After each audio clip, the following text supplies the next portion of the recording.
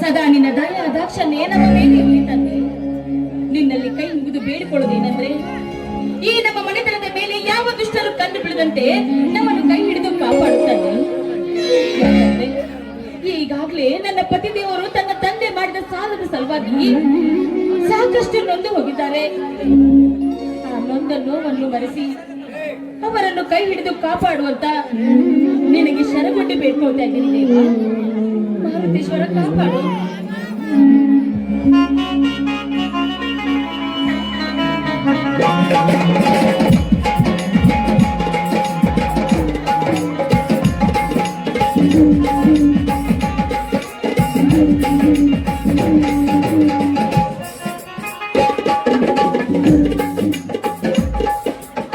ಭಾರತಿ ಭಾರತಿ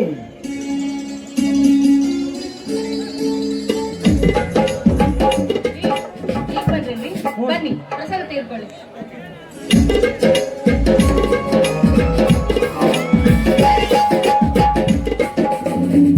ಅಲ್ಲರಿ ಪೇಟೆಗೆ ಹೋಗಿ ಹತ್ತಿನ ಮಾರ್ಕೊಂಡ್ ಬರ್ತೀನಿ ಅಂತ ಹೇಳಿದ್ರಿ, ಯಾಕ್ರಿ ಪೇಟೆಗೆ ಹತ್ತಿನ ಮಾರೋದಕ್ಕೆ ಹೋಗ್ಲಿಲ್ವೇನ್ರಿ?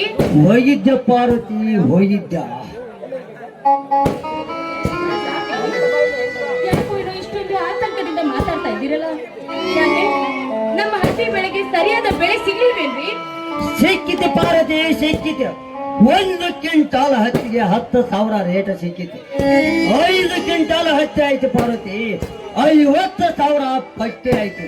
ಹೋದರಲ್ಲಿ ಹಮಲಿ ದಮಲಿ ಮುಡ್ಕೊಂಡು 40,000 ಪಟ್ಟಿ ಆಯ್ತು ಪಾರ್ವತಿ. 40,000 ಹೋದರೆ ನಮ್ಮೂರಿನ ಧರ್ಮ ದೊರೆ ಎಣಿಸ್ಕೊಂಡ್ರವ ರುದ್ರೇಗೌಡ ನಮ್ಮ ಅಂಗಡಿಯ ಹತ್ತಿ ಅಂಗಡಿಯ ಸಾಲ ಕೊಟ್ಟು ಬಿಡಂತ ಮುಡ್ಕೊಂಡ್ ಬಿಟ್ಟ ಪಾರ್ವತಿ. ಮುಡ್ಕೊಂಡ್ ಗೌಡರೇ, ನಮ್ಮೂರಿಗೆ ಜಾತ್ರೆ ಇದೆ, ಶಾಂತಿ ಒಯ್ಬೇಕು, ಮಕ್ಕಳಿಗೆ ಬಟ್ಟೆ ಒಯ್ಬೇಕು, ನಿಮಗೆ ಕೈ ಮುಗಿದು ಬೇಡಿಕೊಳ್ಳುತ್ತೇನೆ ಅಂದರೆ ಬಾಯಿ ಸಿಕ್ಕಂತ ಬೇಡಿಕೊಳ್ಳಿ ಬಿಟ್ಟಾರ ಗೌಡ. ಅಲ್ಲರಿ ಮತ್ತೇನಾದ್ರೂ ತಂದಿದ್ರೆ ಒಂದು ವಾರ ನಮ್ಮ ಊಟಕ್ಕಾದ್ರೂ ಆಗ್ತಿತ್ತಲ್ರಿ. ಅಲ್ಲರಿ ಈ ಬಟ್ಟೆಯನ್ನು ಯಾಕೆ ತರಕ್ ಹೋಗಿದ್ರಿ? ಪಾರ್ವತಿ, ಹೊಟ್ಟೆಗಿಲ್ಲ ಅಂದರೆ ಜನಕ ತಿಳಿಯುವುದಿಲ್ಲ. ಇರುವ ಎರಡು ಮಕ್ಕಳಿಗೆ ಬಟ್ಟೆ ಇಲ್ಲ ಅಂದರೆ ಇಬ್ಬರು ತಂದೆ ತಾಯಿ ಇದ್ದರು ಒಂದು ಜೊತೆ ಬಟ್ಟೆ ತರುವ ಯೋಗ್ಯತಿಲ್ಲ ಅಂತ ಜನರು ಚುಚ್ಚಿ ಚುಚ್ಚಿ ಮಾತನಾಡ್ತಾರೆ. ಪಾರ್ವತಿ, ಪಾರ್ವತಿ, ಸೀತಾ ಶ್ರೀಕಾಂತ ಯಾವಾಗ ಇದ್ದರು? ಅವ್ರು ಬೆಳಗ್ಗೆನೆ ಬೇಗ ಎದ್ದು ಕಾಲೇಜ್ ಹೋಗಿದ್ದಾರೆ ರೀ. ಅದೇನೋ ಕಾಲೇಜ್ನಲ್ಲಿ ಪರೀಕ್ಷೆ ಇದೆ ಅಂತೆ, ಊಟ ಮಾಡ್ಕೊಂಡು ಹೋಗ್ರು ಅಂದ್ರೆ ಊಟ ಕೂಡ ಮಾಡ್ಲಿಲ್ಲ, ಹಾಗೆ ಹೊರಟೋಗ್ಬಿಟ್ರು ನೋಡ್ರಿ. ಪಾರ್ವತಿ, ಮಕ್ಕಳನ್ನು ಕಾಲೇಜ್ಗೆ ಕಳಿಸಬೇಡ ಅಂತ ಹೇಳಿದ್ದಲ್ಲವೇ? ಅಲ್ಲರಿ ನೀವೇನೋ ಹೇಳ್ತಾ ಇದ್ದೀರಾ, ಆದ್ರೆ ಅವ್ರು ಎಷ್ಟೇ ಆದ್ರೂ ನಿಮ್ಮ ಮಕ್ಕಳು, ನಿಮ್ಮ ಮಾತನ್ನೇ ಕೇಳೋದು, ನನ್ನ ಮಾತನ್ನ ಎಲ್ರಿ ಕೇಳ್ತಾರೆ ಅವರು. ಹುಚ್ಚಿ, ಹಾಗ್ಯಾಕೆ ಮಾತನಾಡ್ತಿ? ನಾನೊಬ್ಬನೇ ಎತ್ತಾಡ್ತಿದ್ದೇನೆ, ನೀನು ಎತ್ತಲವೇ? ಹೌದೌದು, ಬಹಳ ದಿನ ಆಗಿದ್ದೀನಿ, ನಿಮ್ಮ ಮುಖದಲ್ಲಿ ನಾನು ಸಂತೋಷನೇ ನೋಡಿದಿಲ್ಲ. ಈ ರೀತಿಯಾದ್ರೂ ತಮಾಷೆ ಮಾಡಿದ್ರೆ ಏನೋ ನಗ್ತಾರೆ ಅಂತ ಅಷ್ಟೇ ಹೇಳಿದೆ ರೀ. ನಿನ್ನ ಗಂಡನ ಮಗದಲ್ಲಿ ಸಂತೋಷ ಕಾಣಬೇಕಂದರೆ ಈ ತುಂಬಿದ ಮನೆಯಲ್ಲಿ ಒಂದು ಹಾಡಾದ್ರೂ ಹಾಡಿ ಈ ನಿನ್ನ ಗಂಡನ ಕಣ್ಣಿಗೆ ಒಂದು ಮುತ್ತು ಕೊಡ್ತೀಯ, ಆಗ ಆಗುವುದು ನಿನ್ನ ಗಂಡನ ಮನೆ. ಏನು ಇದು? ಅಲ್ಲರಿ ಇಷ್ಟು ವಯಸ್ಸಾದ್ರೂ ಇನ್ನೂ ಹಾಡು ಅಂತ ಹೇಳ್ತಾ ಇದ್ದೀರಲ್ಲ ರೀ. ಅದೇನೋ ಹೇಳ್ತಾರಲ್ಲ, ಮುಂಚೆ ಗಿಡ ಮುಪ್ಪಾದ್ರೂ ಹುಳಿ ಮುಪ್ಪೇನು, ಅದಕ್ಕೆ ನಮ್ಮ ಯಜಮಾನ್ರ ಕಥೆ. ಆಯ್ತು ರೀ, ನೀವು ಹೇಳೋದು ಹೆಚ್ಚ, ನಾನು ಹಾಡೋದು ಹೆಚ್ಚ, ನಿಮ್ ಇಷ್ಟದಂತೆ ಆಗ್ಲಿ.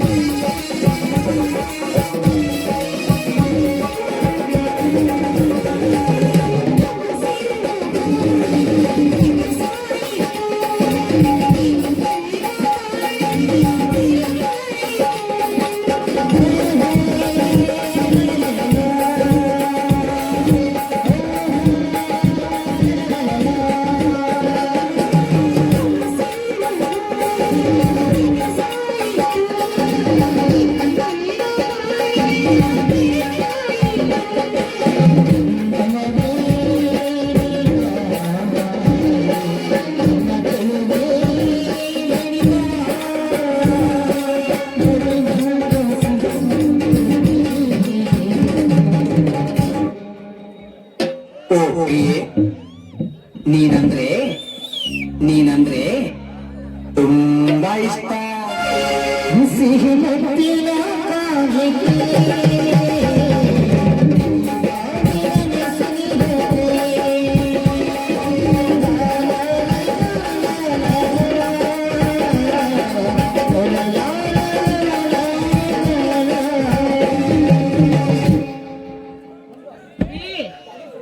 ಅಯ್ಯೋ ನಮ್ ಪತಿ ದೇವ್ರ ದಮ್ ಹತ್ತೈತಿ. ಅಲ್ಲ ರೀ, ಈಗಾದ್ರೂ ಊಟಕ್ಕೆ ಬರ್ತಿರೋ ಅಥವಾ ಇಲ್ಲೇ ನಿಂತಿರೋ? ಊಟ ಮಾಡಂತಾರ್ರಿ, ಇನ್ನೊಂದು ವಾರ ಬಿಡ್ರಿ ಇದು.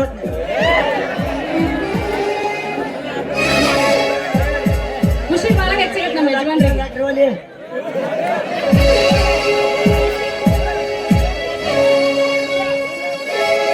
ಖುಷಿ ಬಾಳ ಹೆಚ್ಚಾಗತ್ತೆ ನಿನ್ನಂತ ಶ್ರೀಮತಿ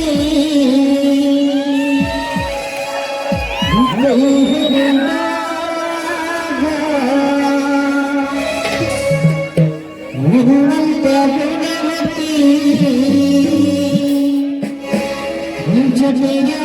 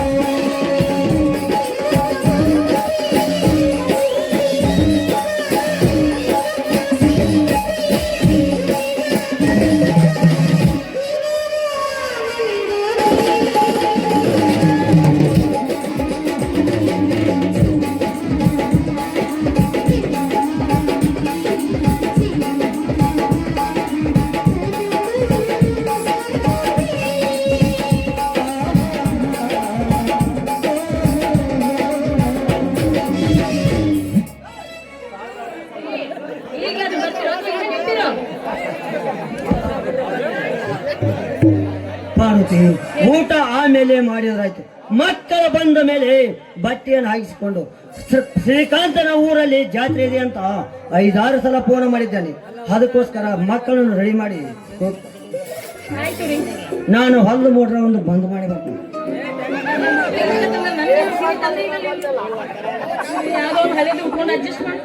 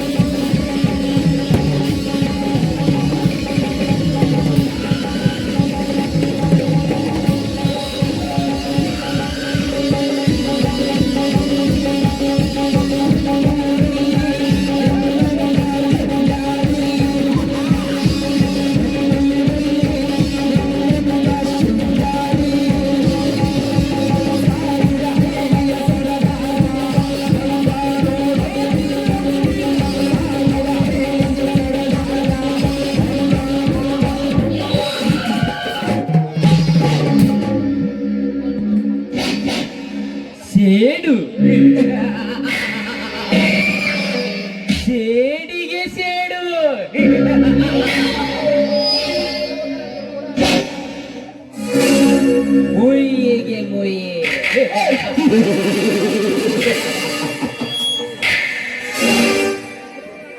ತಿರಸ್ಕಾರಕ್ಕೆ ತಿರಸ್ಕಾರ.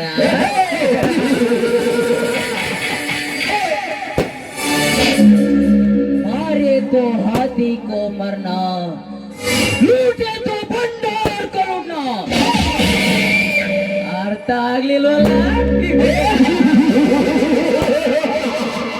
ಹೊಡೆಯೋದಾದ್ರೆ ಹಾಣೆ ಎಣ್ಣೆ ಹೊಡಿಬೇಕು, ಕದಬೇಕು. ತಾಕತ್ತಿದ್ದವನು ಕೋಟೆ ಕಟ್ತಾನೆ, ದೌಡತ್ತಿದ್ದವನು ಅದ್ರ ಮೇಲೊಂದು ಬೋಟ ಇಡ್ತಾನೆ. ಛಲ ಇದ್ದವನು ಹೋರಾಡ್ತಾನೆ, ಬಲ ಇದ್ದವನು ಎದುರಿಸ್ತಾನೆ. ಆದರೆ ಈ ಜೀವನದಲ್ಲಿ ಈ ನಾಲ್ಕಿರುವಣೆ ಈ ಗರ್ಭದಲ್ಲಿ ಗರ್ಜಿಸಿದ ಗಜೇಂದ್ರ.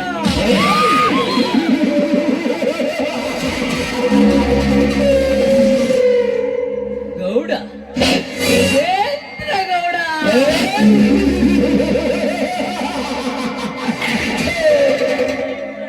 ಈ ಊರಲ್ಲಿ ನನ್ನದೇ ಕಾರ್ಬಾರ್, ನನ್ನದೇ ದರ್ಬಾರ್.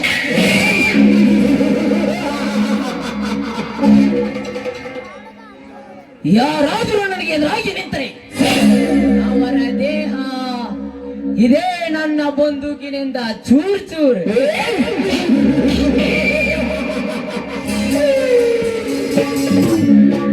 ಈ ಊರಲ್ಲಿ ನಾನು ಕಣ್ಣಿಟ್ಟ ಹೆಣ್ಣು ಯಾವುದು ಬಿಟ್ಟಿಲ್ಲ.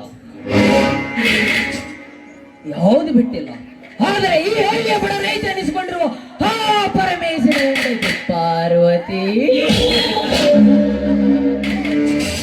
ಏನವಳ ಮೈ ಮಾಟ, ಏನವಳ ಗುಡಿ ನೋಟ, ಕರ್ಪೂರದ ಗೊಂಬೆ ಅಂತ ಹೊಳೆತ್ರವಳ ದೇಹ. ಚಂದ್ರನ ಕಾಮ ಎಂಬ ಬೆಂಕಿಯಲ್ಲಿ ಸುಟ್ಟು ಭಸ್ಮವಾಗಲೇಬೇಕು.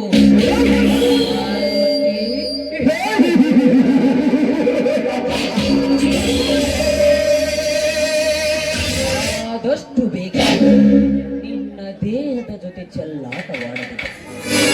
ಮೇರಾ ನಾಮ್ ಗಜರಾಜ ಗಜೇಂದ್ರನೇ.